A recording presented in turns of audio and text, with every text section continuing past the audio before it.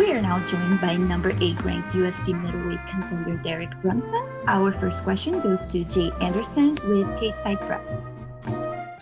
Hey, welcome back, Derek, and congratulations. There's been a promotion to the main event here for you, which is cool. Still 3 rounds, though. Was there any talk of doing this as a 5-rounder, or was that just out of the question given the time frame? It wasn't so much it was out of the question. It was just we had a week notice, and I think both parties have been training for 3 rounds, so it was just the natural thing to do, I guess. And speaking of the other party, what are your thoughts on Edmen's run so far? I mean, there's been a lot of hype, obviously some big performances out of him, but this does feel like it's a step up. Yeah, definitely a step up in competition. He did what he needs to do. You know, if you want to be considered as a prospect, you come in and you win your first couple fights, and now here's a step up in his test. And last one for me, I mean, this is your 3rd time headlining UFC card. I believe you're in the top 10, a couple of good wins coming into this, and a lot of talk has been about him. Do you feel you're getting the respect you deserve here? All that stuff doesn't bother me. My job is to go out there and get the win by any means, so that's what I'm focused on, and the rest will take care of itself. All right, well, best of luck on Saturday. Thanks a lot. Thank you. Our next question goes to Nolan King with MMA Junkie. I appreciate the time. It's been a little while since we've seen you two. It's been almost a whole year since you've competed. So, I mean, what's this last year been like for you with the pandemic, everything? You got, back-to-back fight cancellations. How difficult has that been? It's been COVIDness. So everybody's been dealing with the same thing. Away from the family, trying to train, trying to get adequate training partners. Gyms being closed, especially in North Carolina, our gyms are still not open. So we've been shut down since the beginning of the process. So I've been out in Florida for this training camp and been getting, the training I need for this fight. Adding COVIDness to my vocabulary, I like that. But it's been 2.5 years since you've been in a main event. So how nice is it to you to kind of come into a fight where your face is on the posters again and know that you're moving in the right direction? It feels good. Every fight is important. I've been at this for a while, so it's just another fight for me. I need to go in there and take care of business and do what I know I can do. And the line of questioning before me, you hear a lot of things like, oh, Edmen's got a lot of hype. He's had big performances. Do you feel like you're being overlooked at all here going against a guy who is on a bit of a roll and people are pegging as the next big thing? No, I don't. I mean, I'm not really worried about hype or anything like that. I just go into each fight the same way. My goal is to go out there and get my hand raised, go out there and look for finishes. I'm not really concerned with what the other person across from me, if they're getting hype or if the media is really focused on them. I know what my job is ultimately, and I'm here, to win and make a statement. You talk about, going in there on Saturday trying to get your hand raised. I mean, obviously without giving away your game plan or anything, I mean, how do you get that done? How does Derek Brunson get his hand raised on fight night? I'm just being myself out there. I'm the veteran in the fight. I've had a lot of fights in the UFC now, a lot of fights in Zuffa. So just being myself out there. I've had fights where I made mistakes. I had fights where I got finishes. So now it's just about putting it together and doing what I do. Cool. Appreciate the time, Derek. Good luck, man. Thank you. Our next question comes from Sumik Data with Sportskeeda. Hey, Derek. Hope you're doing well. First thing I wanted to ask was, over the years, you've competed in some numerous fights in the UFC, but does this one feel a bit different considering everything that's going around with the pandemic? We had the pandemic going on, but people don't really care about that, considering the fight. So that's my main focus, is to do what I can, prepare as I'm supposed to, because a couple of years from now, nobody's going to remember, oh, the COVID was going on or whatever. They're going to remember the results of the fight, how you perform, how it looked. So I'm just taking, all the excuses out and really focusing on the fight. Right. So this fight was initially supposed to take place at UFC 248, but then it got canceled twice. Finally, now that you're getting to compete for the fight, does that affect your game plan mentally, after such a long gap? Nah, I've been in this game for a while, so having a long layoff really doesn't bother me. I know some people say something about ring rust, but I don't really believe in that too much. When you're getting good training, good sparring, you go out into a fight, it's the exact same thing. So I feel ready and prepared for the fight. Right. One last question. Given you walk out with a win this weekend, do you have an ideal opponent for your next fight? Someone you'd like to face from the division?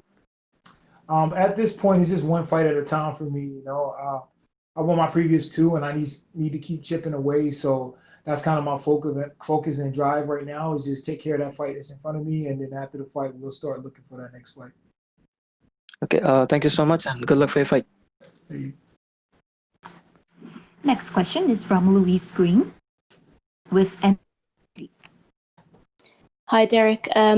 Obviously, a lot of people have been talking about the hype surrounding Edmund, but what was your first initial reaction when this fight was first put forward to you, and what do you think he brings to the table in this matchup? When they offered the fight to me, I was like, okay, cool. We got a young, undefeated prospect.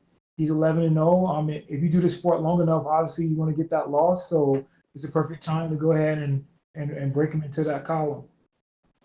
And obviously this fight was put together, it was cancelled and rescheduled. So how have you been making the most of your time in terms of your preparation and not overtraining because of the long run up?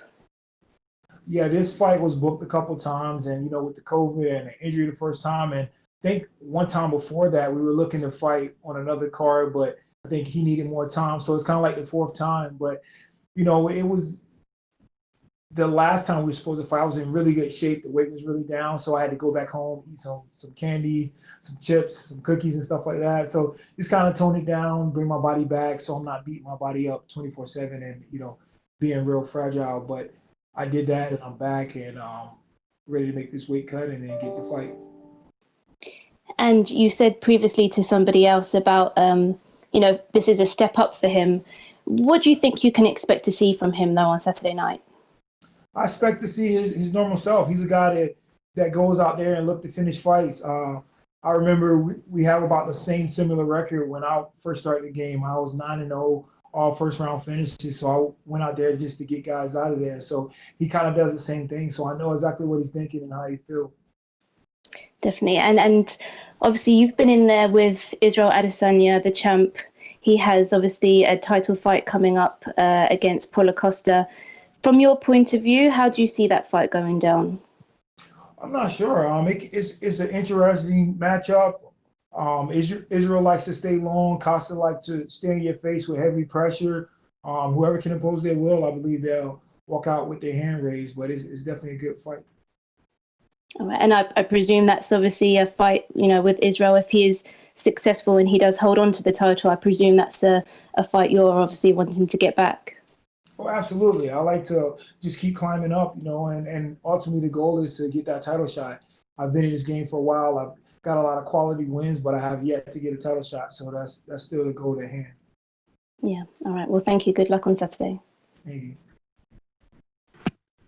That's all we have for you today, Derek. Thank you. Thank you.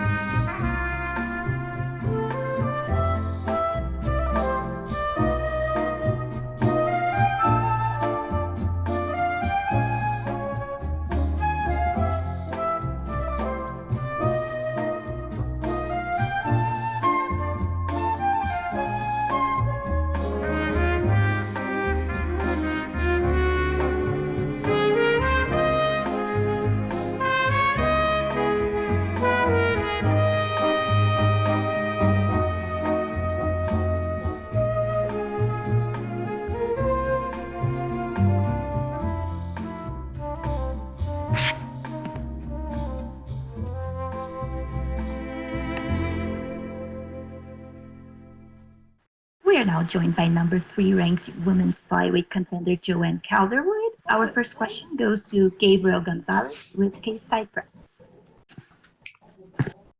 Hello, Joanne. I have always wanted to ask you this. You are known for the soft-spoken voice. What is it like when you meet people, you introduce yourself, and you tell them you're a fighter?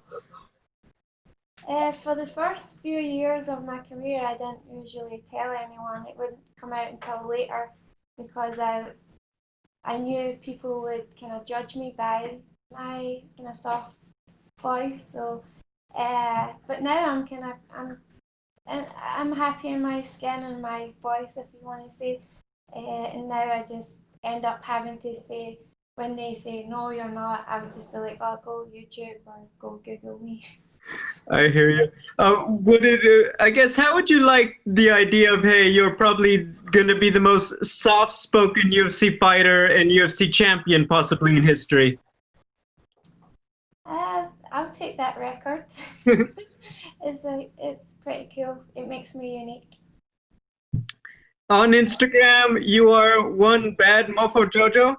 If you were to fight another girl for a women's BMF title, who would it be against and why? I guess we could say that most of the girls in the UFC are all bad mofos, so I guess we could put it up to the fans to see who they would like. I would be happy to fight anyone.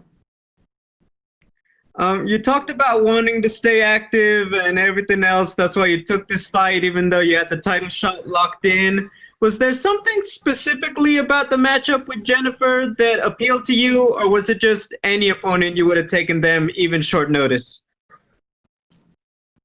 You could say the appeal was that we had just said to the UFC, Beckett, we're taking a fight before the title fight, and then the next day just happened that Jennifer's opponent had pulled out, so they came back with that. So it just kind of everything rolled into place, and I feel like that was the appeal for me. I was like, saw it as a sign and rolled with it. I see on Instagram, it seems like you and the girls at Syndicate are having quite a lot of fun as you guys are all preparing for your fights. We're hearing about Vegas, like the situation being up and down. What is the mood like over there at the gym? Because obviously you guys want to stay busy, but I'm assuming there's a little bit of stress about things changing with the situation. Yeah, this is what I've always wanted for my career. I've always wanted to have a group of girls that have the same goal as me. They come into the gym and they want to get better. No egos, no, just there to get better and have a little bit of fun at the same time, but also being serious. I love, right now we've got a really good thing going, the Cindy Chicks, as we're called. And there's always, now, like, when I first came, it was great. We had a few girls, but now it's like you can't go with everyone. So there's so many of us now, and it's just really good. And they're great girls. They bring a really good energy to the team. So I'm grateful for that. And they work hard and beat me up. But the mood is really good now. We have a good few of us that have fights coming up. Obviously, we are a little bit nervous with the gym getting closed down again, but that the good thing about being MMA fighters, we're good at adapting, and we kind of have to. So we're ready for anything. Final one from me. We know that Valentina's got to be watching on Saturday. Do you have a message for the champion? Just enjoy the fight, and I'm not really focusing on her right now. I hope she gets better. I've always been looking out for her to see her at the PI because I know she's sometimes in town. So I hope she gets a fast recovery and gets back. I know she's back training, but I hope she gets back in the octagon soon. I'm sure she's looking forward to that, and hopefully I'll be next, and she'll still want to fight me after Saturday night. Thanks, Jojo. Next question is from Nolan King with MMA Junkie. Hey, Jojo, I appreciate the time. Just going off of what you said a couple of answers ago, where you said that you kind of told the UFC you wanted to fight again before the title shot. I don't think a lot of fighters in your position would necessarily do that. So, can you explain the thought process behind that and why you made that decision? Well, pretty much from the get-go, I got into MMA because I was at the point of my Muay Thai career where I couldn't get a fight, and for me, I've always just wanted to stay active, and for me, that's good, and I think that's the same for every fighter, as soon as we're done on the Saturday night or whenever we fight, we're always looking to the next one. There's a lot of emotions go through the camp, but by the end of it, after your fight, you're always like, okay, when's the next one? And for me, I was just, we were training for Valentina, and then it got put back, and then it got put back again, and I guess the frustration in me, I was just not getting anything out of, I was enjoying training, I was getting better and stuff, but I was like itching to get back at letting that killer instinct out of me, so I feel like I just wanted to get in there and fight. I had this kind of burning energy that I wanted to get out, and also with the crazy times that are going on right now, I'm just like, I just want to go out there, and I have the opportunity to do it. I'm healthy, I don't have any injuries, so that's also plays on fighters' minds when we're doing this as a job and full time, full contact. You're like, I could get injured, and then that could put me out for a few months. So that was also in the back of my mind. And Jennifer Maia, what do you like about the matchup? Obviously, you like something, or you wouldn't have jumped in and taken a short notice opportunity. So kind of analyze the matchup for me and tell me why you like this one. I'm not really the best analyst. I've saw our fight a few times, watched some tape. I leave that to my coaches and training partners.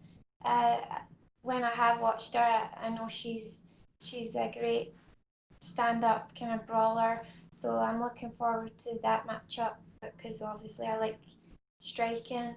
There's obviously a game plan, but I'm just there to show up and listen and see what she gives me. She's very tough going by her record. She goes a lot to decision, so I know I'm in for a tough fight, but she's top 10, she's number 6, so I know she's no joke, and I just want to be fighting the best. And last one for me, usually this will be the part of the line of questioning where I'd say, hey, do you think with the win you'll get a title shot? But you were kind of already in that position. So do you feel like that this just really solidifies you? Like, the UFC won't necessarily pivot and go in a different direction or anything like that, that this will really solidify your spot as the number 1 contender? It's sad to say, you just never know. That's out of my control, and I know I took a risk taking this fight, but for me it made sense, and I know I'll be ready, win on Saturday, and then I'll be ready to, wait. If she's coming back in November, I'll definitely wait for that title shot if UFC will let me have it. Great. Thanks, Jojo. Appreciate the time. Thanks. Next question is from Damon Martin with MMA Fighting. Hey, Jojo, every fight in the UFC is obviously risk versus reward, and taking a fight rather than sitting and waiting for the title shot is understandable in certain cases, but why were you willing to take a fight on extremely short notice? Because maybe you take a fight in September, you have a little bit more time to prepare. This seems like even a riskier situation, taking a fight on very short notice. For sure. I feel like I'm at the point of my career that I train consistently. My weight's good, my mindset's good, and I feel like all those, if your balls are on if the ball's in your court, then why not? I feel like I've got nothing to lose because I have been training, and I have been staying up with my nutrition, and yeah, so I feel like I'm ready to go, and it's good to be at that point in your career because you never know what opportunity can come up, and I feel like this is a great opportunity for me. when you had the title shot a couple of months ago, and then, you know, Valentina had the surgery and you knew she was going to be out, I had heard originally when I spoke to her, August, September is what she said. We all kind of assumed that would be the title fight. Then you take this fight. Can you kind of give me an idea of the mindset shift going from like the excitement of a title fight, the disappointment of waiting for her, and now going to Jennifer Maia, who very tough opponent, but it's not a title fight? It's a lot, and I feel like I'm trying not to look too much into it because I know I have a tough fight ahead of me. But I'm in a happy place. I'm excited. I know times are tough right now, and there's not a lot of people that are getting to work out there. And I feel like I'm in a good spot, and I feel really grateful for that I can go out there and earn some money. I can get some experience in the octagon.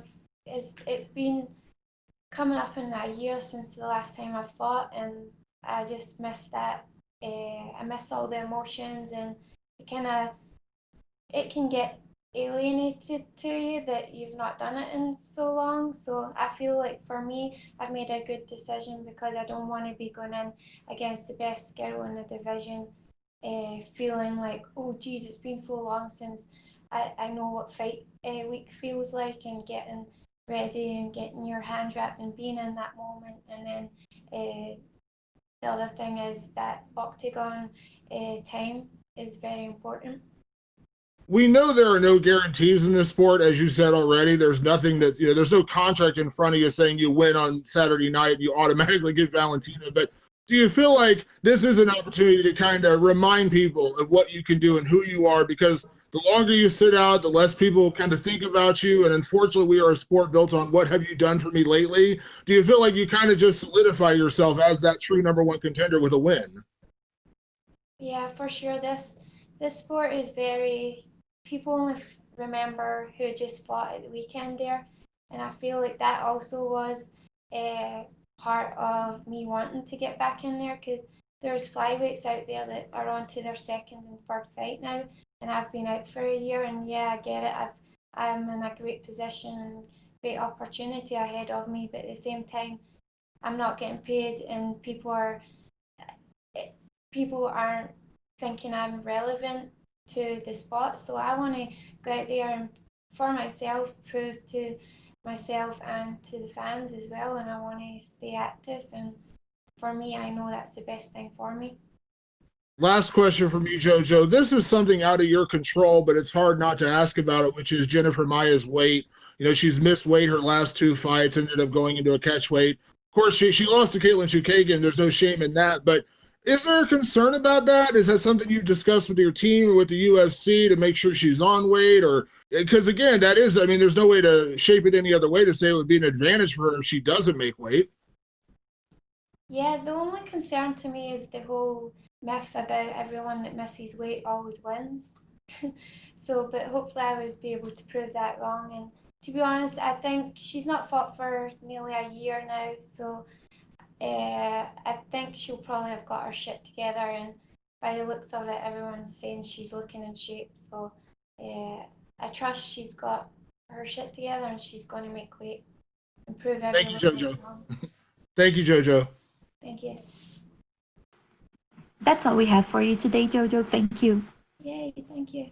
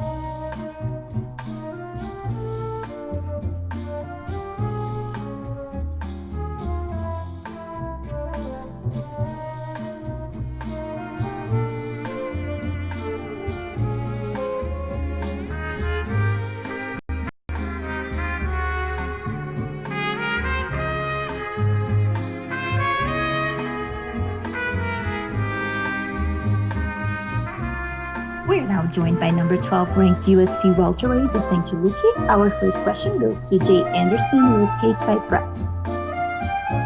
And Vicente, welcome back. This one's been a bit of a wild ride. I mean, you were supposed to have this fight in April. The pandemic hits. You fight Nico Price instead. Now it's back to Brown. Were you surprised at all that you managed to get this fight back?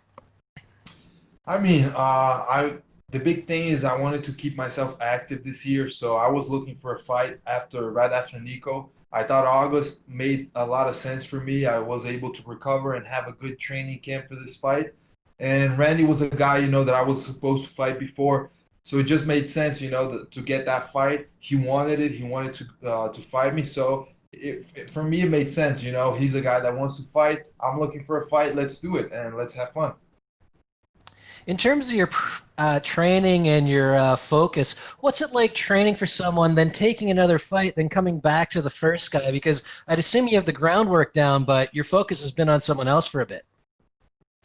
Yeah, I mean, it definitely changes a little bit, but at the same time, I'm always training to be complete everywhere, so fight anyone they put in front of me. So I had to do a little bit of adjustments when I got the Nico Price fight. But at the same time, once I got to fight Randy Brown again, so now I'm going to fight him, I already had studied him in the beginning of the year. So kind of in that sense, it is better because I already had some game plan adjustments, and now I just focused even more for this fight and was able to get a good training camp for it. And speaking of that camp, I mean, do you feel more prepared for this, given you fought once already during the pandemic, so you kind of know what to expect? Definitely. I mean, for the first training camp, a lot of what I did was done at home. So now for this training camp, I could adjust. I could get some training partners to work with me. So definitely it was a better camp. And at the same time, I just feel like I already know how it is to fight within an arena with nobody in there. So that's another thing that I got used to with the fight, with my first fight against Nico Price this year. So I think, yeah, definitely I have an advantage to have already fought during this time. And last one for me, you talked about wanting to get back in quick after the Price fight. Is that something that you're going to continue with if all goes well here? Yeah, I mean, all the focus is on Saturday night, but after that, if I'm 100% feeling good, healthy, I want to put one more fight in this year. My plan was for 3 fights in 2020, and I want to stick to that plan. All right, well, thanks very much. Best of luck this weekend. Thank you.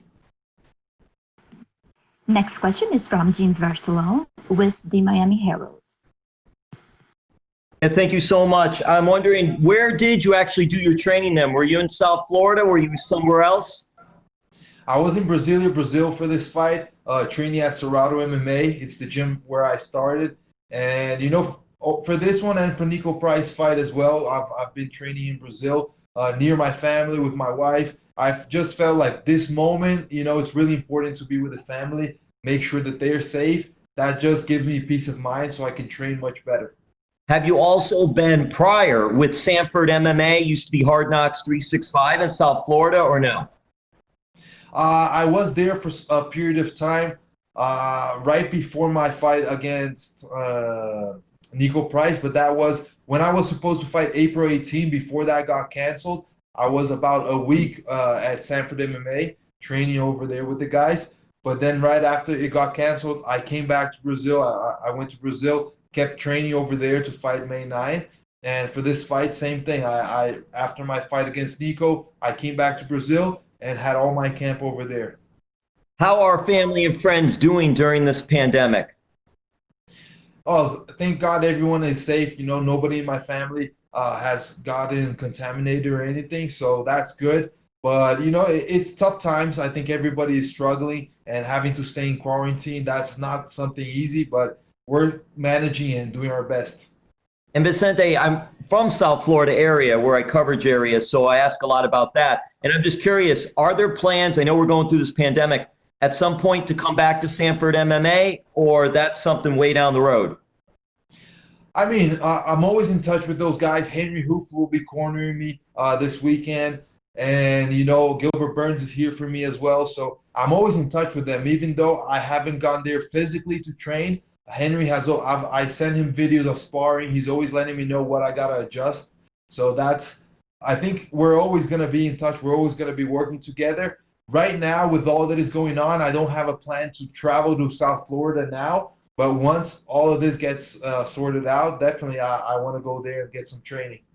Yeah, right now it's crazy down here anyway with the pandemic, so it's probably a little better to be away from here. Last thing for me, you did fight when UFC returned in Jacksonville, and you got that experience of no crowd. So do you think that'll help, or does that even factor in any way for this fight coming up with no crowd at the Apex? I do think that the experience of having done that before will help me, especially because it's a different environment. You know, it feels a lot like training once you're there. But if you just relax and go at it like training, you might not get a good result. So you gotta wake up, activate your mind to fight game and to fight night. So it's definitely different. And if I had that experience, I think that I have an advantage for that. Oh, and then one more real quick. Did you try to get on any of the Fight Island cards? No, I didn't really try because I was looking to fight in August, and I knew that the Fight Island was going to be in July. So, you know, I just focused my energy to fight in August. Wherever it was going to be, you know, no, I didn't go much for where it was going to be, but I wanted that date. I wanted August. All right, thank you so much. Thank you. That's all we have for you today, Vicente. Thank you. Okay. Thank you. Appreciate it.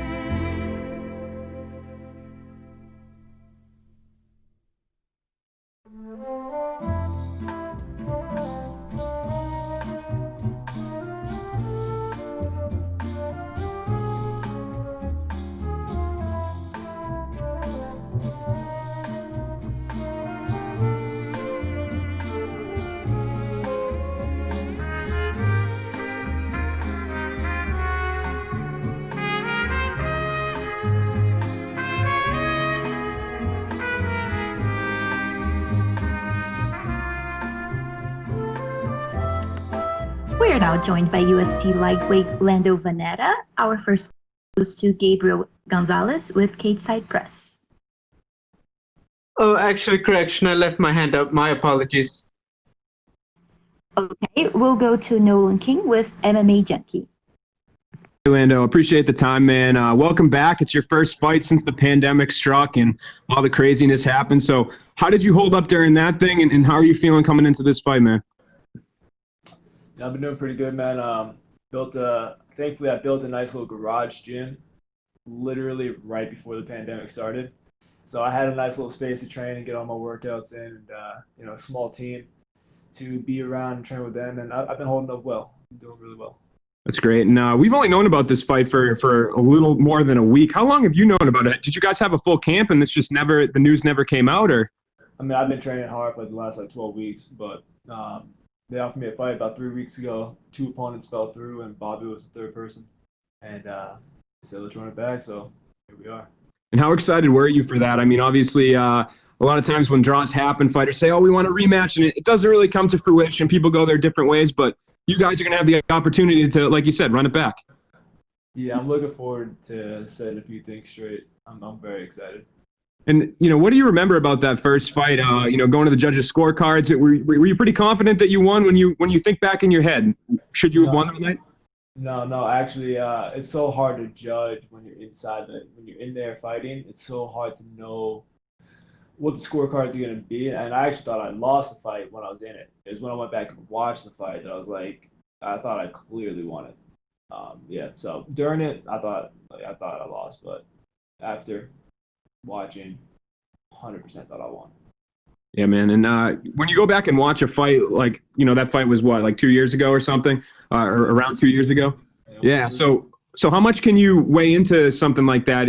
How much do you read into the first matchup? Do you feel like you guys have changed a lot in between then and now, or are you expecting a lot of the same things out of Bobby? I feel like he's got a very similar style than, when the first time he fought. He does some things he does differently. Some things he's added a few layers to his game. But I think all in all, he's more or less the same. I think I've changed numerous times since then. If you watch him go through all my fights, every single fight, I kind of fight a little bit differently depending on who the opponent is. And I feel like I've grown heaps and bounds, and I'm really looking forward to putting it on display. For sure. And I guess last question for me, how do you get it done when you play it out in your head? Any type of prediction for this one? Nah, man. Could be anything. Cool. Appreciate the time, Lando. Thanks, man. Next question is from Jay Anderson with Cage Side Press. Thanks very much. And just to build on that, I mean, I know you said it could be anyway, but with the point deducted in the first fight and feeling as though you won it upon review, I mean, is it more motivation to go ahead and look for that finish? No, not really. I don't want to get caught up in trying to finish the guy and then end up over. I'm not trying to force anything. I don't want to force anything. I'll go out there and just fight my fight. Gotcha. Now, since your debut, you've been fighting some of the best lightweights out there, and I think you had 4 performance bonuses in your first 4 fights. Yeah. I think if anything, maybe you've struggled to find consistency, not an effort, but an outcome. You've got a chance for your first win streak here, so what's the key to getting that? Just doing me, man. If I go out there and I just fight my fight and I just relax and let go and get out of my head and into my body, everything else comes from that. When I do that, I put on beautiful performances. And obviously, we've seen a lot of the empty arena so far. This will be your first time competing in that setting. What are you expecting that to be like? I'm not really stressed about it or anything. I think it's going to be pretty exciting. I fought prior to the UFC, I fought in very small arenas. I fought in nearly empty shows. I fought in rec centers. It's going to be just like that. All right. Well, good to see you back. Well, looking forward to it. Best of luck. Thank you. Next question is from Ezekiel Bergonzi with Super Luchas. Lando, how are you? Good. How you doing? Fine, thank you. Can you tell us about your training camp in these specific circumstances with the coronavirus? Which are the main differences between this training camp and the one you had in your last fight in the beginning of the year? I'd say the biggest differences is we did less team training and more individual training. That's the main thing. So normally we'd be in the gym together 5 nights a week, and we'd be able to grapple, spar, wrestle, whatever it is. This time we got in the gym together, me and a couple teammates and coaches, maybe 2 or 3 times a week, and then the rest was I did on my own. I would run, I would do my strength and conditioning on my own. I would get a lot of heavy bag work in, work with the grappling dummies. I did a lot more solo work, which I actually enjoy a lot because it gives me to step back from competing, and it gives me an opportunity to explore more creativity. And you are going to fight an opponent that you already faced. So the keys for your victory are the same for you that you had in your last fight. That the strategy remains the same, or are you focused on other aspects of Bobby, style? I would say there are correlations between the first strategy and this one, but we're building upon that, but also have to take into account the changes that Bobby has made in his style and the way that he fights in the past few fights that he's had. So I would say similar, but not the same. And my last question is, you're personally you are one of the most exciting fighters in lightweight division, and you face a lot of big names like Tony and others. So, do you want to face one opponent in particular in all this division that is very stacked, and it probably will be moving on after the Khabib and Gaethje fight? Do you have a dream match in this division, or you are looking for like the opponent UFC puts you in front? Like it doesn't matter. What do you think? I guess that depends. Like a realistic dream matchup, like something that might happen in the next couple fights. Not really, but do I have a dream matchup? Absolutely. I think everybody would. I would love to fight Khabib. Like that dude is the man, and to be able to test yourself against somebody that is on that level, I think that's a dream of any fighter. Thank you very much, and good luck on Saturday. Thank you, sir. That's all we have for you today, Lando. Thank you. Easy. Thank you very much.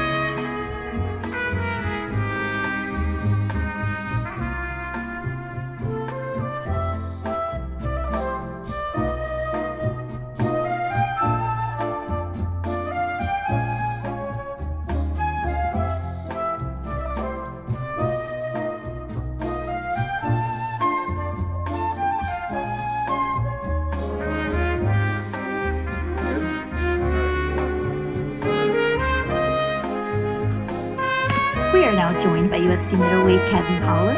Our first question goes to Gabriel Gonzalez with Cateside Press. Hey, Kevin. This fight is going to be almost 2 years to the anniversary of your official UFC debut. What's it like to reach that milestone? I didn't even know. Thank you for letting me know, though. It sounds pretty cool. I mean, guess I ain't a rookie butt no more, so I like it. Can you talk about that feeling? Because obviously there are a lot of fighters on the local circuit. You go from amateur, you get a few pro fights in, and now you're on the UFC, you're on ESPN and all that. What's that just experience like to go from one level to the big show? It's a great experience. I mean, it's kind of like dreams come true. You know what I mean? It's kind of like you're playing a video game and your player levels up a little bit, and it levels up a little bit more, and it levels up a little bit more, and eventually you get Grandmaster. I'm just trying to reach Grandmaster, you know what I mean? The obvious question, you took this fight on short notice. I mean, is it like cramming for a test? How do you prepare for a fight with just a few days? Try and stay ready so you don't have to get ready. You know what I mean? And it's like try and stay on my strength and conditioning these days. I try and stay on my my striking. I try and stay on my grappling with all this social distancing stuff. You know what I mean? I ain't really trying to do too much.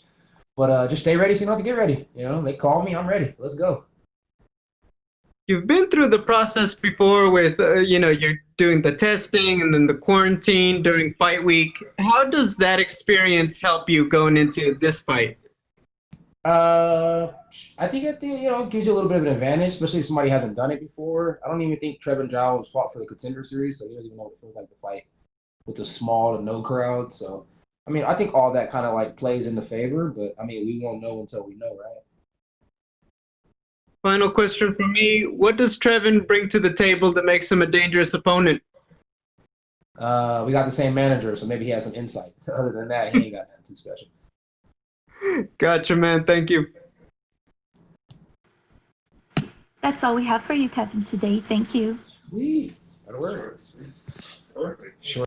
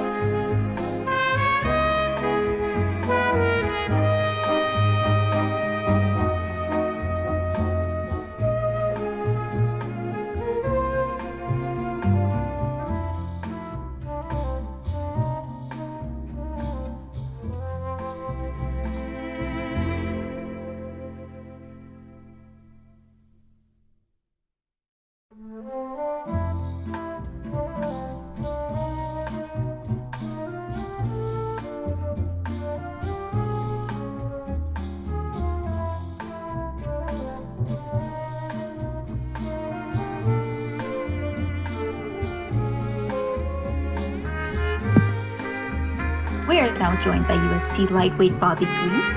Our first question goes to Nolan King with MMA Junkie. Hey, Bobby, appreciate the time, man. We saw you twice in 2018, once in 2019, and here we are, twice in 2 months seeing you again. Is it nice to get some consistency in to finally be able to be fighting often? Yeah. You know, that means the money's rolling. First of all, I want to say shout out to MMA Junkie. The best coverage, the best guys I know out there, MMA Junkie. The best guys, that's the best questions. There's some great work. MMA Junkie. Well, I really appreciate that, man. Thanks for reading. But you know, you got a big fight coming up here, a rematch against Lando Vannata. Was this a fight that you wanted to run back? Were you hoping that eventually this one got booked, or were you just happy to take it when it came your way? Yeah. I've never had a draw in my life. You know, there's a winner and there's a loser. We got to go figure it out.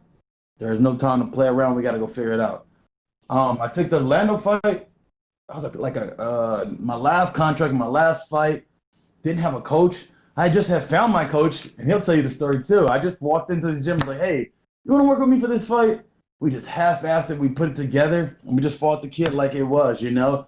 Didn't know anything about the kid. Didn't know how to prepare for the kid. And even then, I'm fighting him in 2 weeks now. But at least I know who the hell am I dealing with now, you know? Before, it was just we were just doing some random stuff, you know? And to be honest, I was out of shape. I didn't come the best me. Now he's going to see who I really am. And have you gone back, since you guys have been booked in these 2 weeks, have you gone back and watched that first fight at all? Yes, sir. Yes, sir. Of course. And you know, what was your assessment? Did you feel like that should have been your fight? Do you feel like the judges got it right? What was your takeaway? You know, I'll say I'm an honest person. I'll be honest. I felt like he did some really good things in the first fight. He dropped me, you know? My problem is that I let him get off with a good shot in the wrong places, you know? Too early. His pop was still too good at the beginning of the fight. So there's not really knowing too much about him. But this time I felt like, really at the end of the day, I felt like it was just the judges. I let it be whoever it's be. I don't judge the fights, you know? If I want to say I felt like I won, I touch his face up more. Look at his face and look at mine. He had a cut over his nose, had a cut over this, had a cut over this place. I don't know why the guy signed the fight again, be honest. I wouldn't want to look like that again. And if you want to do that again to yourself, sure, go ahead. You know, we all saw how the first one played out. We saw the draw at the end of it, but how do you think this one's going to differ? What do you think is going to go different on Saturday night when you guys fight? The difference is I'm going to finish him. You know, I'm going to press him so hard. I don't know why he would even sign this fight. I think he thinks I was going to come here half-assed. I don't know why he'd do that to himself again. I'm coming so hard, bro. I'm going to let him have it. I'm going to let him have it from A to B. I'm going to let him have it. And I'm sorry. If he's still standing, I guarantee he won't be standing by the third round. I'll get him out by the third. I say I'm going to get him in the third. Appreciate the time, Bobby. Good luck, man. Thank you. Next question is from Jay Anderson with Kate Side Press. Yeah, thanks very much, and good to see you again, Bobby. You mentioned being out of shape in that first fight to now, you know, being the best Bobby Green you could be. Was there a change in mindset for you? Was it that fight that did it or something else? I guess I got a little depressed at the time. You know, Daniel Cormier talked to me and was like, hey, like, I see the difference in your fight. What happened? Like, what's going on with you? I just felt like the public wasn't watching and nobody cared. And when the champ tells you I'm watching your fights and he can see, hey, you're falling off, I was like, whoa, somebody's paying attention. So I guess I got remotivated, you know? I had to get remotivated and let them know, like, I'm still putting on good shows. And the fact that I let him fight a night that night, you know? A lot of my fights I feel like are really, these are just art, you know? It's my style is poetry in motion. I want to give you art in motion. And if I'm not selling a great product that you guys love to watch, you know, it may not be guys going to sleep all the time, but it's beautiful art. I'm going to show you punches. I'm going to show you kicks. I'm going to show you elbows. I'm going to show you knees. I'm going to show you wrestling. I'm going to show you submission attempts. I'm going to show you every part of the art. Lando was kind of asked this as well. You know, he said he's grown leaps and bounds as a fighter. He doesn't think you've changed that much. I assume you've got a different take on that. How have you changed as a fighter, and how do you see him today? Interesting. That's what he said, a little bastard, huh? Tell him I said, you ain't changed. Since he fought me, he ain't been digging deep and fighting deep.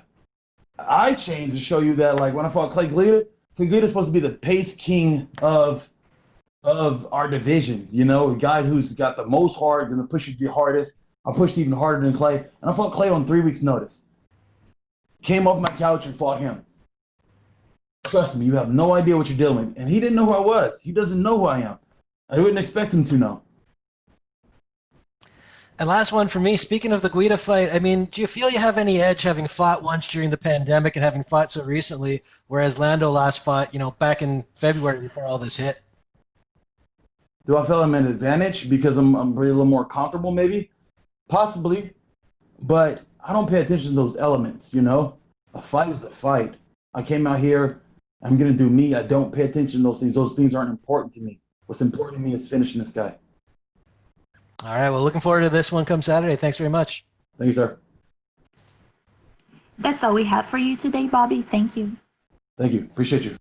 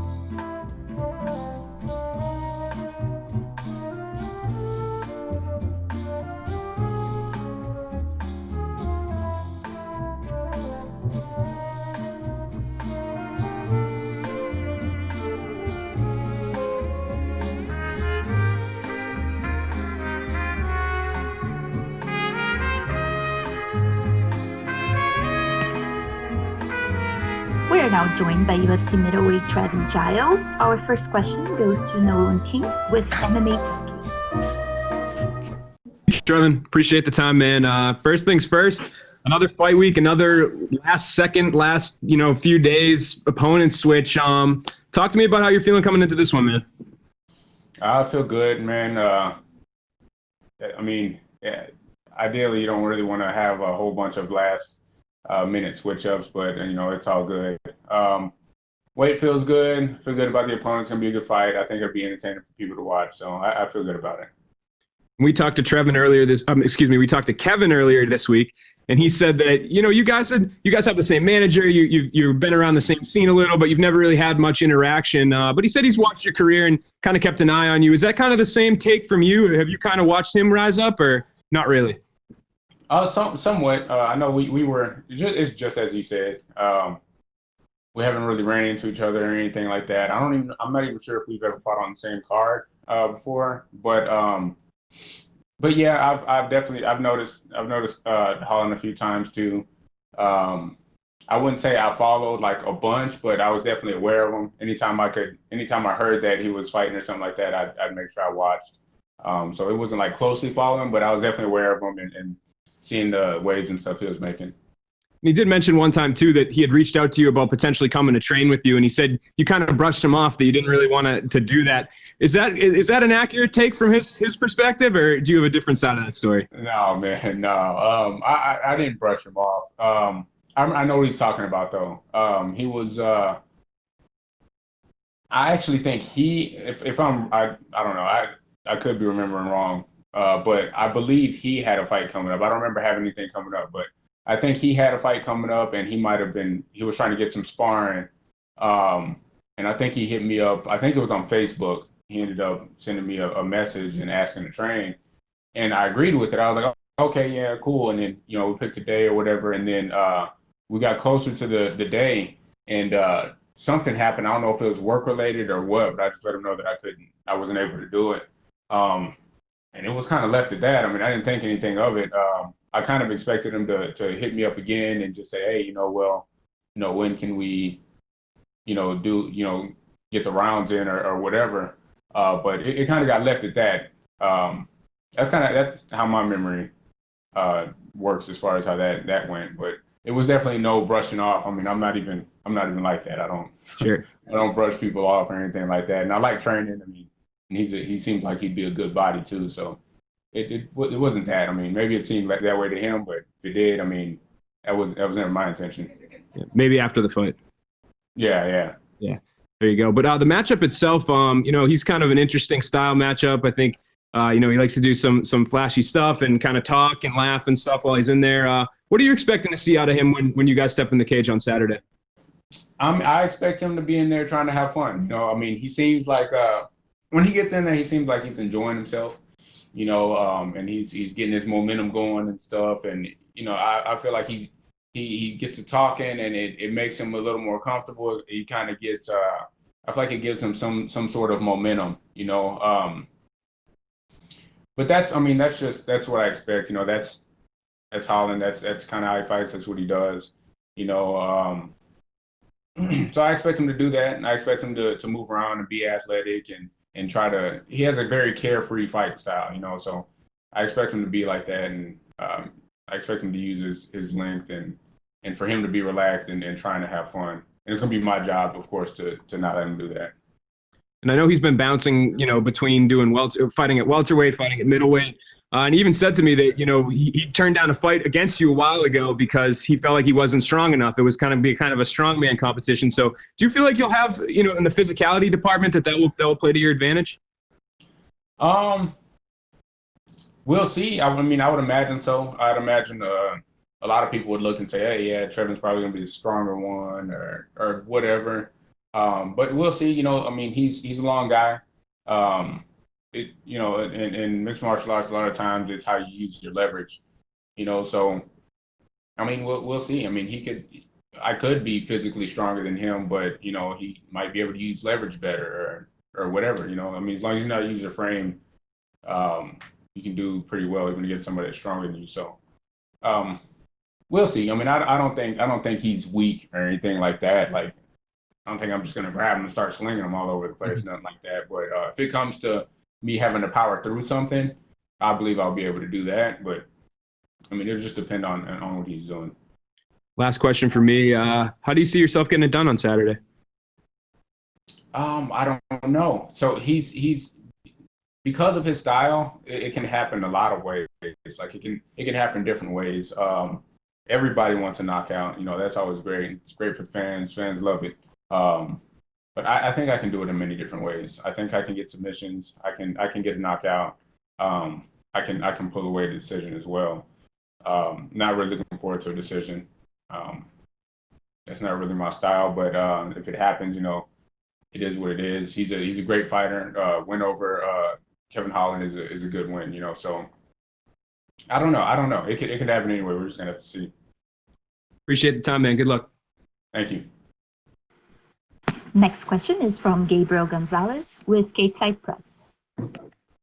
Hey, Trevin, you talked a bit about the history with you and Kevin a little bit. Is this the Battle of Texas? You know, being Fort Worth and him Houston? Is that just a coincidence? I think it's a coincidence, man. I think that people, I mean, it's something that's interesting to throw into the mix, you know, just because we're both from Texas, and to say, oh, you know, this is a battle between cities or something like that. I mean, I don't see it that way. He probably doesn't see it that way either.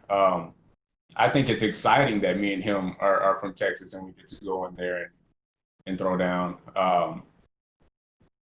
But yeah, no, it's not a battle between cities or nothing like that. I don't know. No, I don't think so. You've gotten to see a lot of events take place by now. People talk about no fans, the testing, the quarantine before the fight in the room. I guess now that you're in it, did it live up to your expectations? Do you feel like, oh, it wasn't as tough as I thought it was going to be? How is it for you? No, it's not that tough. I think that it's definitely strict, but it's something it's more than bearable. You know, I love the rooms and stuff that we have here. It makes it a little bit easier to quarantine. You know, we got, you know, it's kind of like an apartment setup and stuff. So, and it's not like we have to stay in the room all day or anything like that. We have times where, you know, we can, as long as we get back our negative results, so we can start moving around and doing what we want to do.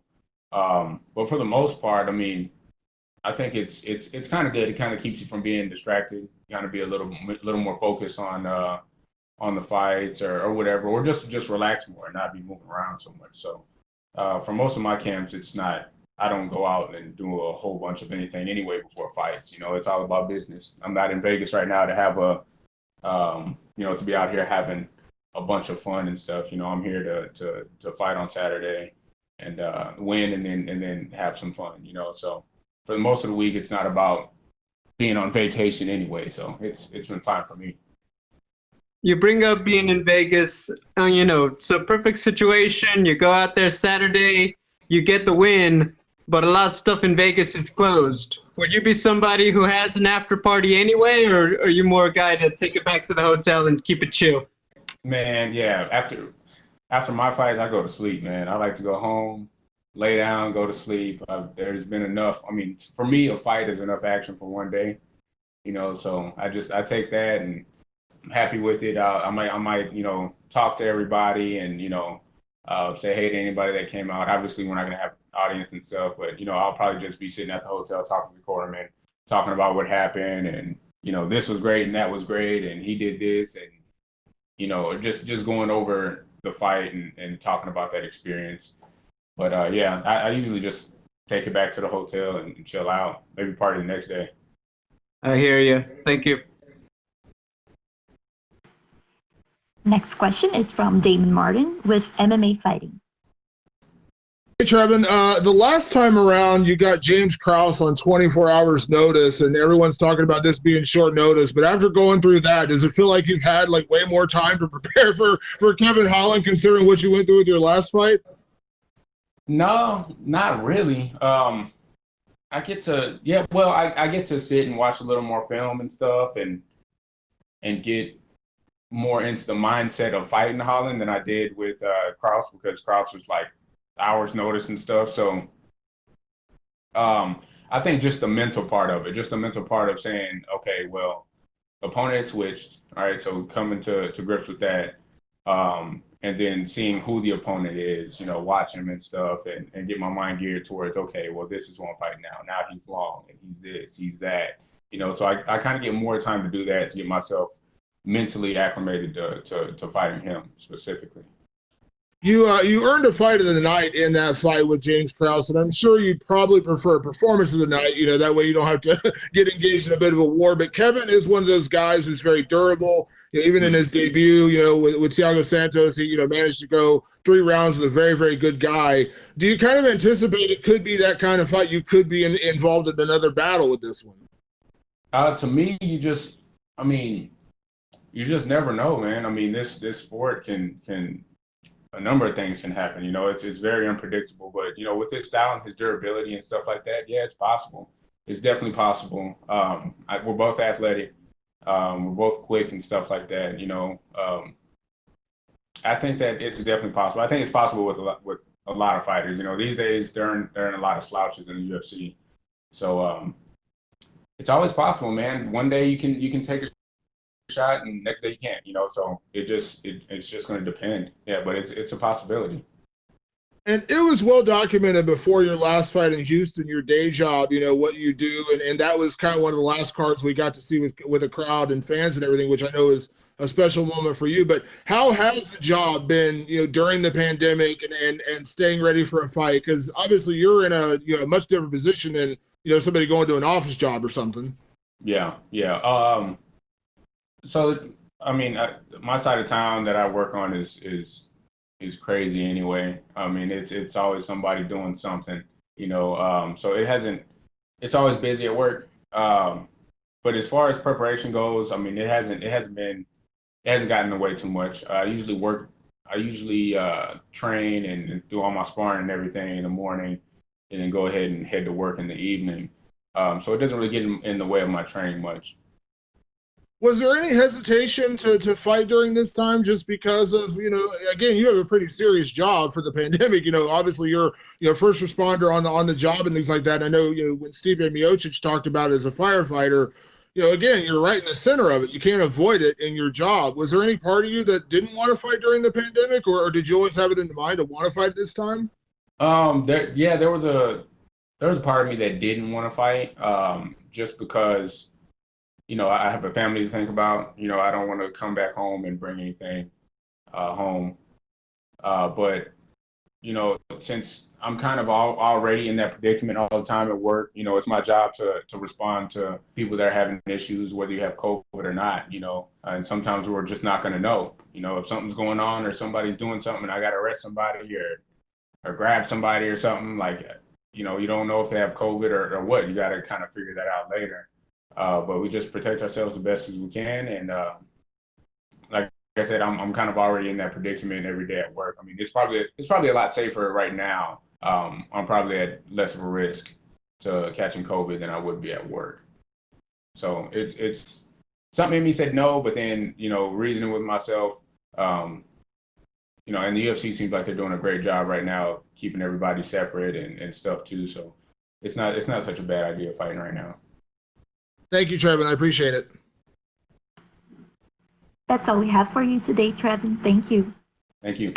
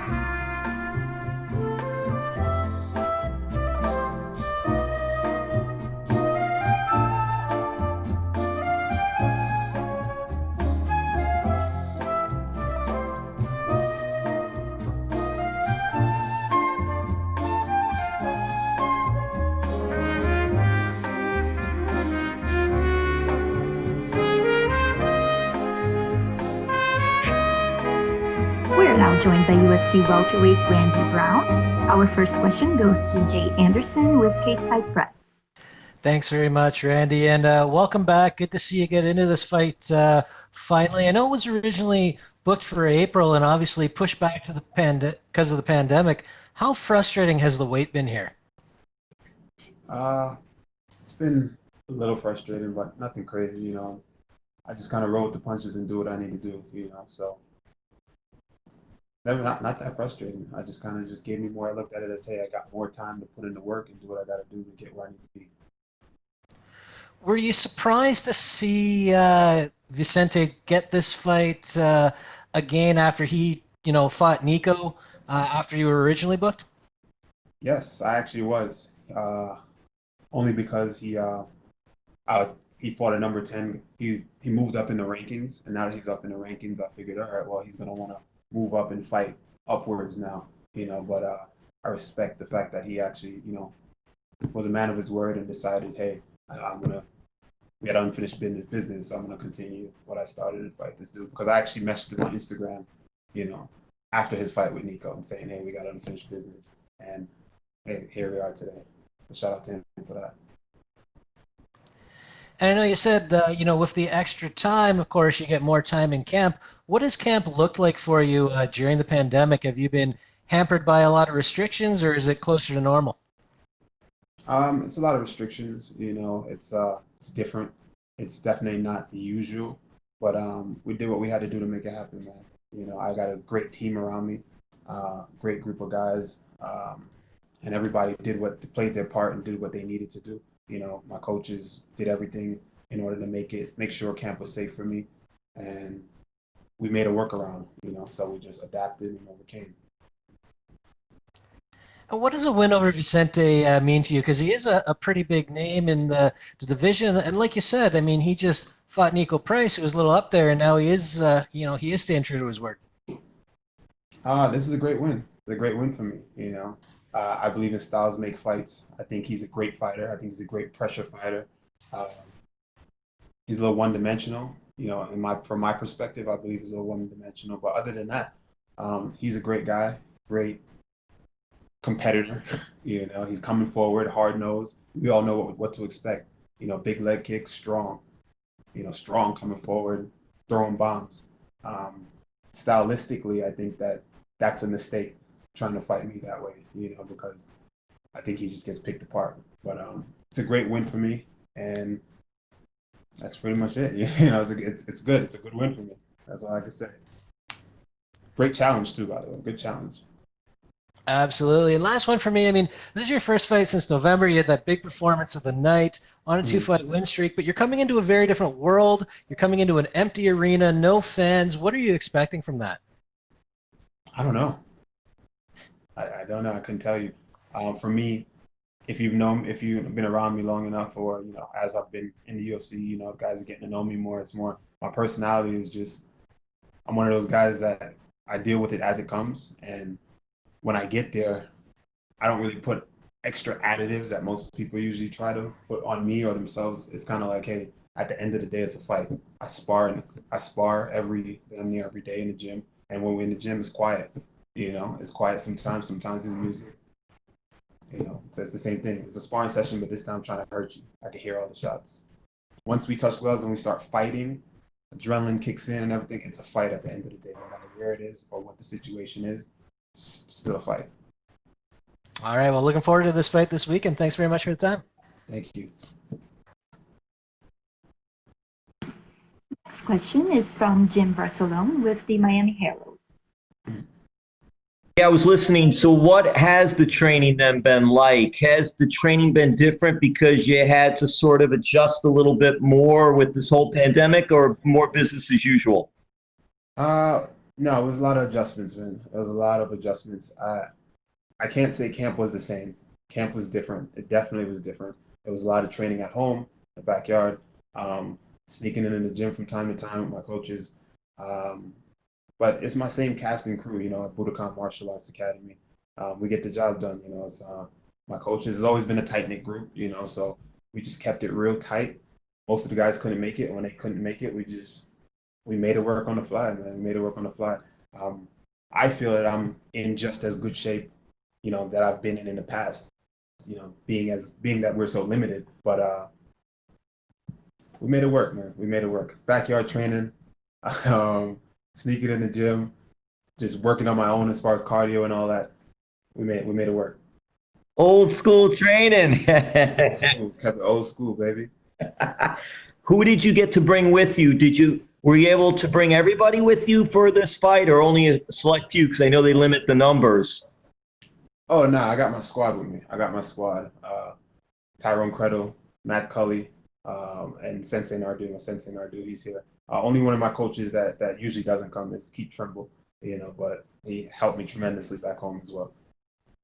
And you're living in New York, is that correct? Yeah, right now. Yeah, and South Florida in general, we're going through a whole big thing. It's hit pretty hard here. New York had been pretty hard as well. How are family and friends in Massachusetts, New York, and your area? Well, knock on wood, the family's good. Everything was good, so I'm happy for that. But New York was hit heavy, man. New York was hit hard. Everything was shut down, and it was interesting, to say the least. There's sirens everywhere. Every time you turn and look around, you hear sirens of ambulances down the street, up and down. It was a little wild, but we got past it. New York is strong. We do what we got to do, and here we are. We're getting better. Right now, I think they're saying it's a 2% infection rate or something like that. I don't want to be wrong. Or 1% now, but yeah. And you also, while you were getting ready for this fight, and you mentioned before, haven't fought since, I believe, November. It's been a while since you fought. Did you try to get on, when UFC decided they're coming back, we're going to do this in May, did you and your camp try to get on an earlier fight? Or no, just whenever they came calling? No, I took my time with it. I wanted to rush. Me personally, I'm one of those guys who I don't like to rush things or half-ass it. I love to have, honestly, my preferred time of training, I love having a full 8 to 10 week camp. This was a shorter camp for my liking. Like I said, we got the job done anyway. But usually I like to take my time, and I'm not one of those guys who are rushing anything at all. And do you study film on your fighter that you're fighting? Do you have your team do that? Do you do that? What is your style there? Some fighters do, some fighters not so much. I like to look. I look at them a few times. I don't obsess over it. I think some guys obsess over it too much, and that can put you in a position of worrying about what your opponent is going to do more so than what you're going to do. For me, I look at it a few times and I see what I need to see, learn what I need to learn, and then I move on. My coaches, on the other hand, they are looking and studying him diligently throughout the entire camp. And then lastly, for me, did you check out some of the fights from Fight Island, and what did you think about Fight Island? Doug Rose, Doug Rose, she looked good, man. That was one of the fights that I really liked. I love the way her style is. I love the way she fought that fight beautifully. Her and another person impressed me was Kelvin Cater. He looked really good as well. Those two guys, that guy and girl, they were really good. They stood out to me. Hey, thank you so much. No problem. Thank you. That's all we have for you today, Randy. Thank you. All right. Thank you. Thanks for having me. Thanks.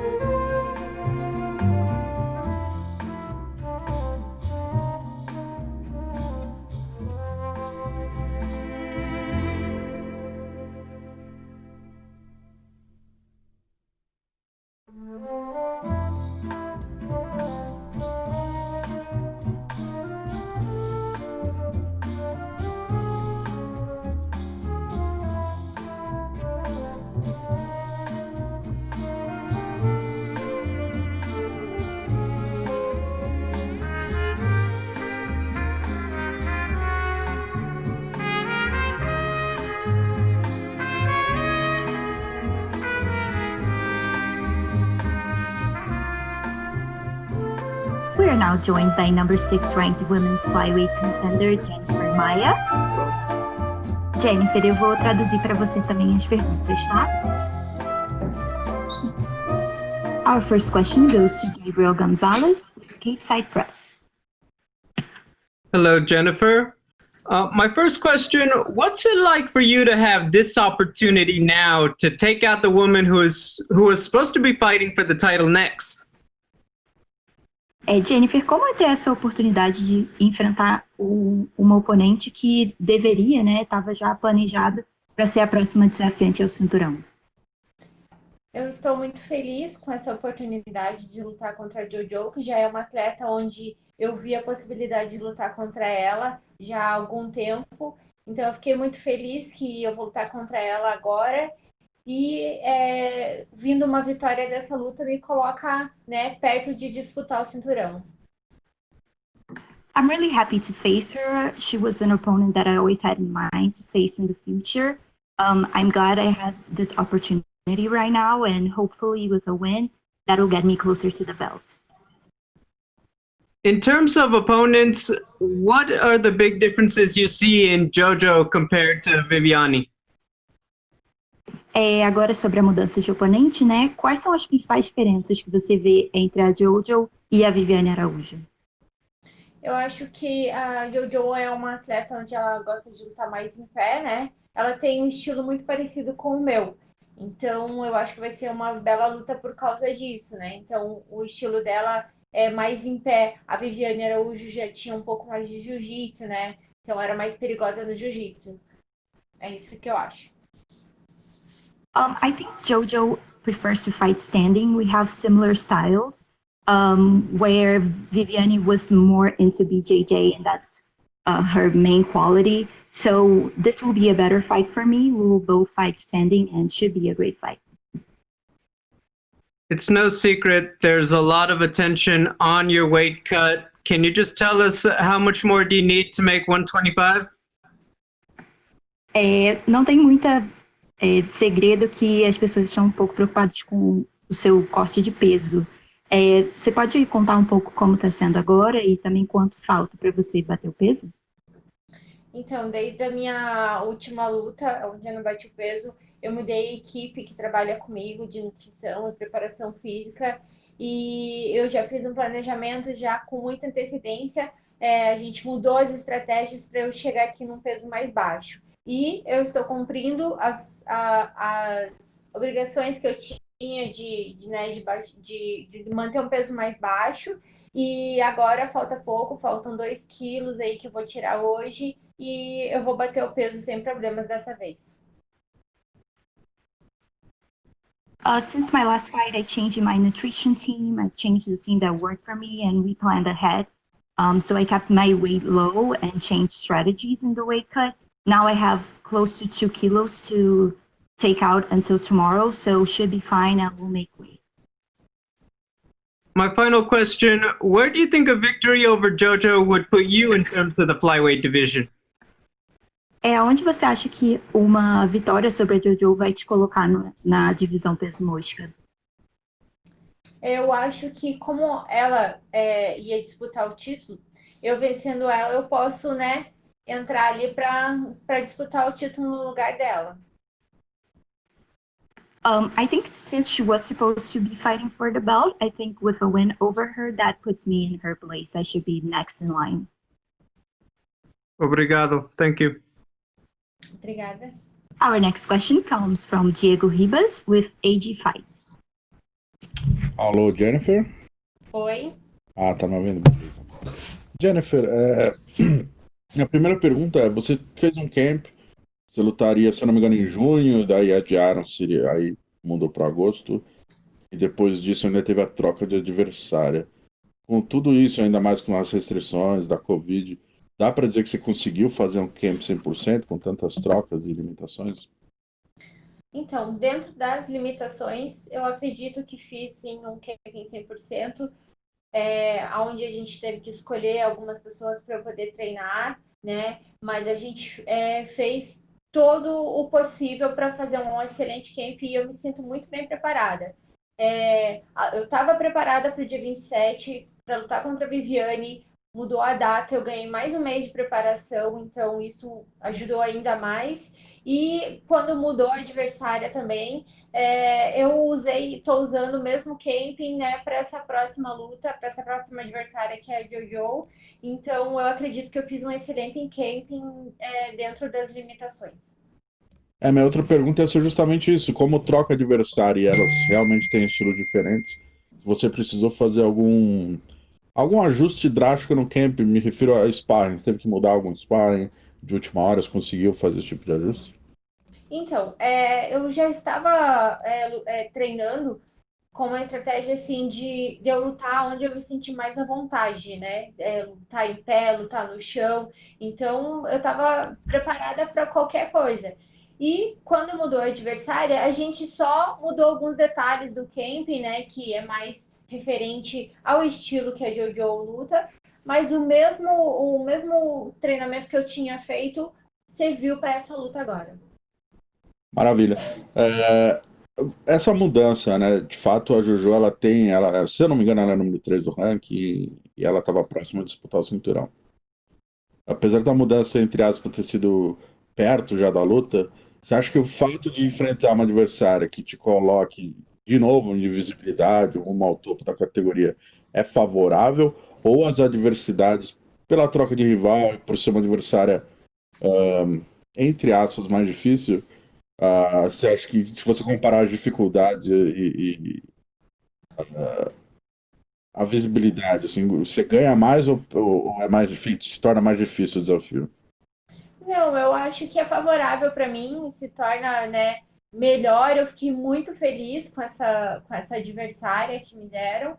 Então eu tô feliz, eu vou curtir esse momento e é muito favorável para mim. Minha última pergunta, então, Jennifer. Não é segredo para ninguém que você já não bateu o peso, né, nas últimas lutas. E, enfim, você já mencionou a troca do pessoal que trabalha com você justamente para solucionar esse problema. A minha questão é, nos bastidores do UFC, após sua última luta, houve uma cobrança a mais por parte do UFC? A gente acompanhou que alguns lutadores, quando isso acontece, eles pedem para eles ficarem um mês em Vegas, trabalhar direto com o UFC PI. Teve alguma cobrança extra do UFC? Chegaram a mencionar talvez a possibilidade de você subir de peso? Então, não, eles me cobraram uma explicação e uma mudança, né? Isso foi cobrado e é o que eu realmente fiz, porque eu não tenho intenção de subir de categoria, então a gente fez a mudança e explicou para eles o que realmente tinha acontecido. E essa conversa com eles foi normal, você não teve nenhuma cobrança a mais? Sim, não teve nenhuma cobrança, eles foram, né, foram rígidos, mas foram entendedores. Maravilha. Obrigadão, Jennifer. Boa luta. Obrigadão, Carol. Por mim é isso. Obrigada. Obrigada, Jennifer. Essas foram todas as nossas perguntas para você hoje. Ok. Tá bom?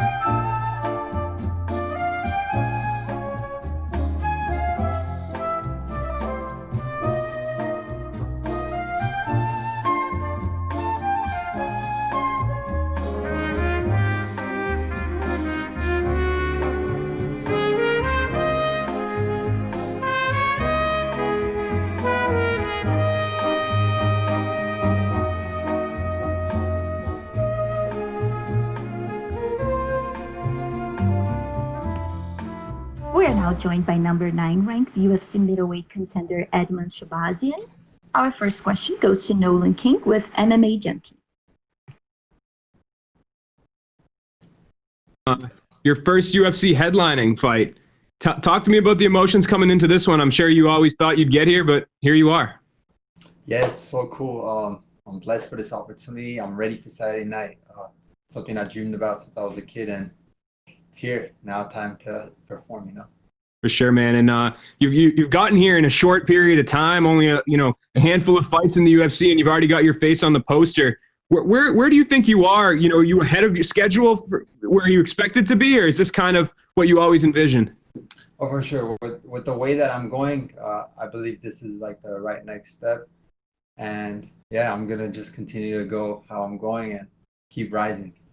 And most main events are 5 rounds. This one's 3 because of the short notice. And Derek said earlier that was kind of a mutual agreement that your team and his team had coming.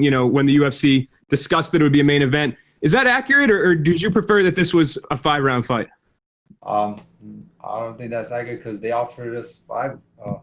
I was okay with 5, but I guess something happened with the other side because I was down for 5. Gotcha. Yeah, and talk to me about this matchup a little bit. Derek Brunson's a guy that's been around for a while. He's had a few headliners in the past. He's been in the top 10 for quite some time. So can you break him down a little bit and what you expect to see out of him when you guys get in the cage?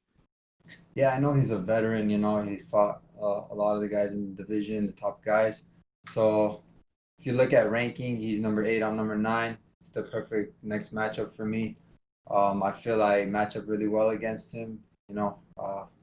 He mixes up his wrestling and his wild strikes and has recently shown a little bit of patience. So I'm happy to go in there and showcase my skills against him and get the victory. And when Dana announced that this fight would be moving into the main event slot, he did so on Instagram Live with Ronda Rousey, who's I know been a big part of your career. Have you talked to her a lot leading into this fight? Maybe she gives you some advice now that you're on the poster and everything. I talk to her here and there. I don't talk to her on a day-to-day basis or anything like that. But yeah, I talk to her. And what kind of did she offer up any advice for this specific fight, or just kind of just general career advice, or just always general career advice, always positive advice she gives, always good tips and just positive vibes and advice. Cool. Appreciate the time, Edmen. Good luck, man. Thank you. Next question is from Fabrício Sousa with Clarim.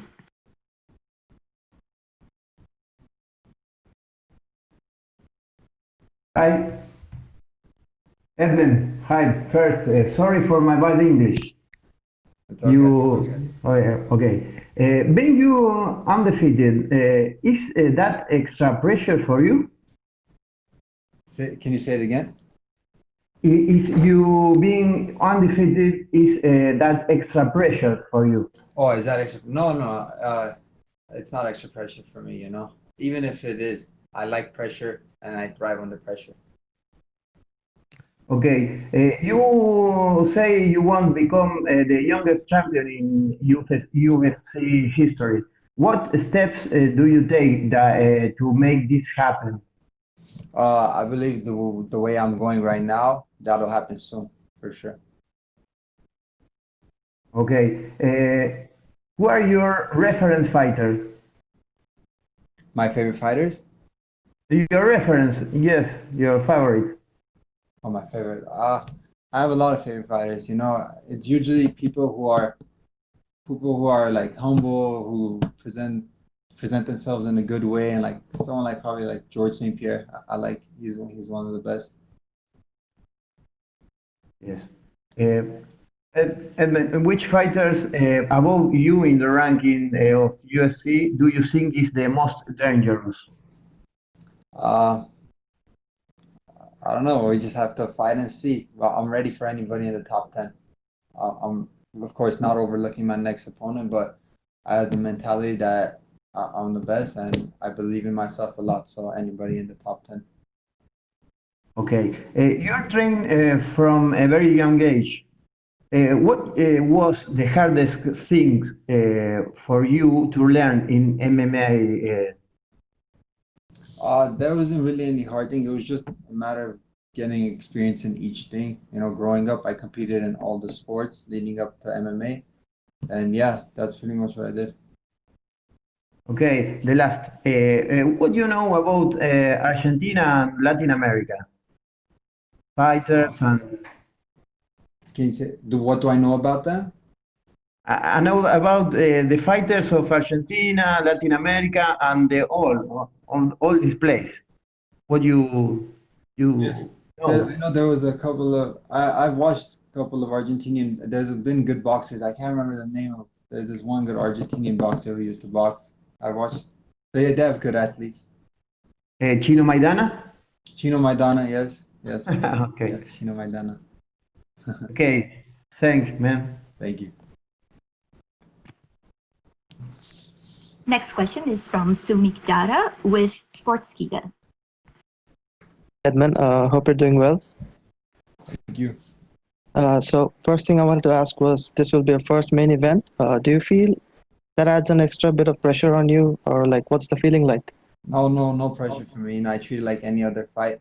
I go into each fight treating it like a gold medal match, so it's the same as any. Right. Recently we saw training clips of you with Ronda Rousey, when you were 15 years old. Could you tell us a bit more, like how your experience with her was like when you were training together? Yeah, I actually used to be like a sparring partner when I was even younger than that clip. I grew up watching her and grew up seeing her rise to fame and all that. And yeah, I have a good relationship with her. She currently manages me with Coach Edmen, and yeah, she's always been. I'm happy to have her be a part of my team too. So last question. So the original main event for this weekend was Holly Holm versus Irene Aldana, but that fight got cancelled, and then you guys were promoted to the main event slot. Did that somehow cause any changes, significant changes for you? No, if anything, it added an extra bit of motivation for me because we're the headliner now. So I'm excited, and it puts me into a better position to showcase a good performance. Thank you so much, and good luck for the fight. Thank you. Next question is from Damon Martin with MMA Fighting. Hey, Edmen, when we talked a couple of weeks ago, you told me about becoming the youngest champion in UFC history, and now this kind of falls into your lap of being in the main event. Did you kind of enjoy the fact that it worked out this way? Because a high-profile win here obviously puts you in a position for an even bigger fight next time. Oh, for sure, yeah. Being bumped up to main event definitely puts the win into a better position. You mentioned that you wanted or you were open to a 5-round fight, and I'm not asking you to get into Derek Brunson's head as far as why that didn't happen, but is there any disappointment that you aren't getting a 5-round fight, or in your head are you thinking, I'm not even going to let it go to the 3rd round? You guys got to see Saturday. But I was open to a 5-round fight because it's the best shape I've been in, mentally and physically. A lot, in terms of the matchup with this one, Derek's a well-rounded guy, but I don't think it's any giant secret that he comes from a wrestling background. Now, everyone knows you for a lot of knockouts, but you come from a camp, of course, famous for judo. Would you welcome that aspect of the fight if he wants to match his wrestling against your judo? Not necessarily I didn't do judo, but I wrestled in high school too. So, and I wrestled as a young kid growing up in grappling competitions and all that. So if he wants to test it, let him test it, but it won't be good for him. And coming from the Contender Series, right away you had a lot of attention on you. Of course, being the grappling partner for Ronda back when she fought Liz Carmouche already kind of put you in the spotlight. But do you feel like everything you've gone through has kind of made you ready for this position, this moment? Only 4 fights into your UFC career, and people are talking about you as being a future champion. Oh, for sure, yeah. Growing up watching that and getting a glimpse of that, I saw the glimpse of my future watching that. So definitely prepared me for a moment like this. And last question, I know it doesn't play into the fight or the outcome or anything, but you are a pretty heavy favorite going into this fight over a veteran, a very good fighter, Derek Brunson. Do you appreciate that people are, so looking forward to your fight and looking forward to seeing what you do in the future, and they believe that you are the favorite in this fight? I know you don't pay attention to the odds, but do you appreciate that the people have kind of put that on you? Yeah, maybe they know what's up. So That's why. Thanks, Edmen. Thank you. Next question is from Gabriel Gonzalez with Cape Side Press. Hey, Edmen, how are you? Good, how are you? Doing pretty good, man. Since the beginning, a big narrative of your career is that your success is that redemption for Edmen, your coach, and for the losses to Ronda. Is that fair? I mean, is that a story you like being told when we talk about you, or do you wish that we focused on other parts of your career and your own rise? I mean, it doesn't matter for me. You know, some people could talk about that. Some people could talk about something else. It really doesn't matter for me. You know, I'm here to be me, be the best that I can be, and focus on my goal. Talking about you, when were you first introduced to martial arts? I was introduced to martial arts at 10 years old. Was that through Edmund? Like, how did you meet up with him? Because I know you've been with him since you were a kid. Yeah, my brother and my dad actually, we had a friend who trained at Edmen's gym, and my dad knew my friend's dad as well. They were friends. So, and then I was also like a fat kid, so I was going to lose weight, and then they talked together and made us join the karate program there, and the rest was history. You talked about that, and Ronda's mentioned it. You know, being younger, you were little Ed. Was there a point where you finally became, hey, Edmen Shahbazyan, the golden boy in the gym, or do they still have that little brother mentality with you? No, I'm still little Ed because Coach Edmen is the older Ed, so everybody calls me little Ed still, even though I'm big. You have guys, you know, Israel Adesanya is on Joe Rogan's popular podcast talking about you. You've got a lot of guys, the big names mentioning you. What does that mean to a young guy in his career in the UFC like yourself? It's cool, you know, to have the champion talk about you too. That means, you know, they see the potential that I have as well, that I know I have, and yeah, it's awesome, man. I'm blessed. My final question, Derek Brunson is a guy, he's fought just about everybody over the last decade in the middleweight division.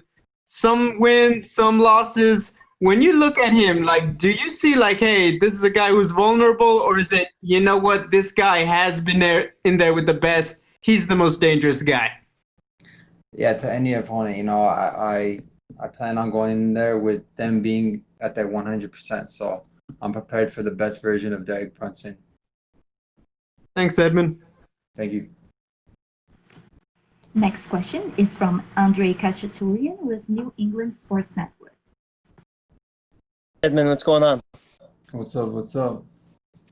So you're coming into this fight, and obviously, being an Armenian as you are, you're very well aware of what's going on overseas in Armenia with their conflict with Azerbaijan. You posted about it on your Instagram. If one of us goes to war, we all go to war. As an Armenian, what does it mean to you to be fighting this week, knowing what's been going on overseas? Oh, it means a lot, you know. I'm happy to always represent Armenia, and especially headlining an event and getting the good victory on Saturday night would mean a lot and give a lot of positivity to Armenia and give hope. And not a lot of people know the history about what's going on with Armenia and the injustice that's been going on there for centuries. How important do you think your platform as a rising UFC star helps spread knowledge and awareness? I think it's very important because we don't have as many big Armenian influencers in the world, and for me to be one of them and to showcase all that, it's incredible and it's a big deal. All right, thank you very much, Edmen. Best of luck. Thank you, Hajo. Next question is from Stephen Morocco with Fox Media. Hey, Edmen, you said a little bit earlier that you like champions that are humble and represent themselves in a good way. Yeah. Does Israel Adesanya live up to that standard? I mean, I think he's a good, skilled fighter. He's a good champion. Yeah, it's even though he has like his style of talking and stuff, but he's a good fighter all in all. So hypothetically, if you could choose, like I get to fight either him or Paulo Costa, who would you prefer and why? Both of them. I wanna be the best in the world, so I gotta beat everybody. Is there somebody that's more appealing to you though, in terms of their style, in terms of who they are as a fighter, what they represent? No, not really. You know, well, doesn't matter for me. I'll fight anybody. And if you were the next guy, do you think you'll be fighting Israel Adesanya or Costa next? Like, who do you think is going to win that fight? That fight, I think Adesanya is gonna win. I think he's gonna catch Costa coming in. And yeah, in the near future, of course, my full focus is on Saturday against Brunson. But in the near future, I would love to face Adesanya. You think that'd be a tougher challenge? Tougher challenge than who? Than Costa? Yeah. I don't know. It's different styles, and styles make fights. Gotcha. Thanks very much. Thank you. That's all we have for you today, Edmen. Thank you. Thank you. Thank you.